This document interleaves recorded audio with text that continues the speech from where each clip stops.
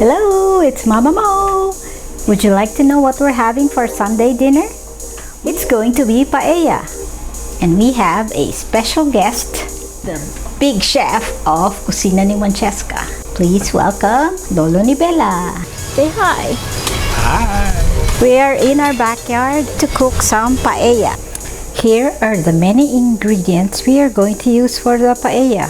Onions, garlic, chopped peppers, canned diced tomatoes, green peas, chorizo or Spanish sausage, chicken thighs, shrimp with the head on, mussels, rice, shrimp broth. And we're going to add some paella mix, real saffron, and capers. It has a lot of ingredients and preparation before you can put it all together. We're going to use our grill because paella in Spain is usually made or cooked On wood. on wood daw. So we have this big giant kawa or Paella. and it has olive oil in it because we are going to cook the chicken thighs. So Lolo ni Bella is cooking the chicken right now. So the chicken was seasoned with salt and pepper. So we're just going to brown it. Chef, how long do you cook the chicken for? When it's about 75% done, then we'll put it aside, continue cooking the rest of the paella. So we took out the chicken and we're now going to saute the garlic and onion.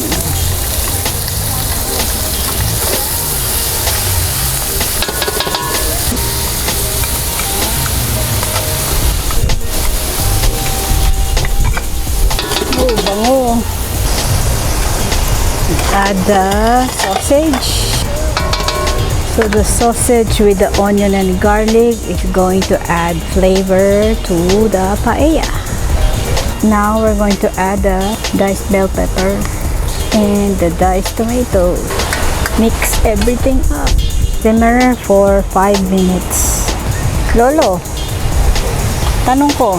Oh, Lolo, I have a question. Why did you decide to make paella today? Since we have chorizo and shrimp, and I saw recently a video on paella, I decided to make one. Okay, so it's ready and we're going to put the rice. Also saffron. Paella mix. Also we'll add about a spoonful of paella mix. And stir everything. It's starting to smell nice.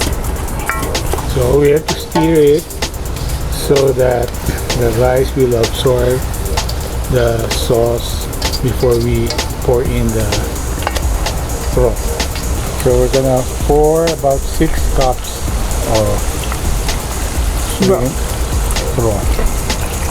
We'll let it boil before we put the rest of the ingredients. Okay, it's boiling, so we are going to add the chicken first. Okay, then we'll start putting the shrimp. The Philippines was colonized by the Spanish, and so paella is one of the dishes that we have inherited from them. Okay. What's that? Mussel. So it's already cooked. So we just dump it on top. Okay, so everything is in the pot now, and we're just going to cover it until it is cooked. So we covered it in foil and we'll just wait until it is cooked. Okay, let's check it out. So there are burned rice at the bottom. It's called sukarat. And Or that is tutong. or tutong sa Tagalog, which is what Spaniards are looking for. Ooh, there's a lot of sugar. So won't that make it bitter? No. We're almost there. We just cook it about 5 more minutes. And for garnishing, we just Maybe half of that. pour some. No. Mix. So we added some green peas for garnish and color. Let's have a look at the finished product. So this is what we're having for Sunday dinner.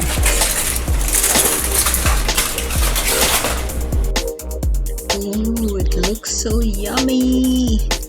And so much shrimp on it, and mussels, and chicken, and definitely smells so good. Thanks so much, Lolo ni Bella. Please cook for us again. Here you go, one last look before we eat it all. Please like and share this video. Thanks for watching.